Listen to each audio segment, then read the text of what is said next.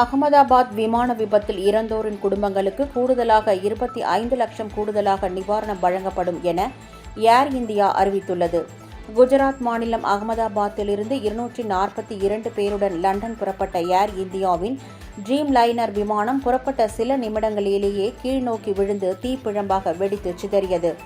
இந்த விபத்தில் 241 பேர் உயிரிழந்தனர்.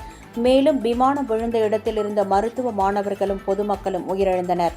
மொத்தம் இந்த விபத்தில் 274 பேர் உயிரிழந்துள்ளதாக அறிவிக்கப்பட்டது. இந்நிலையில் விமான விபத்தில் உயிரிழந்தவர்களின் குடும்பத்தினருக்கு 1 கோடி ரூபாய் நிவாரணம் வழங்கப்படும் என்று கூறியிருந்த நிலையில் தற்போது உடனடி நிதி தேவைகளை பூர்த்தி செய்ய கூடுதலாக ரூபாய் 25 லட்சம் நிவாரணம் வழங்கப்படும் என ஏர் இந்தியா நிறுவனம் அறிவித்துள்ளது. அதேபோல் உயிர் பிழைத்தவருக்கு ரூபாய் 25 லட்சம் நிவாரணம் வழங்கப்படும் என்றும் ஏர் இந்தியா நிறுவனம் தெரிவித்துள்ளது.